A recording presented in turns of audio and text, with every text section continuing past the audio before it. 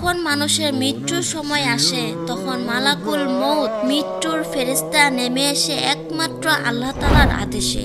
যদি সেই মানুষ সৎ হয়, ফেরেশতা তার সামনে নরম আলো আর মিষ্টি ঘ্রাণ নিয়ে আসে।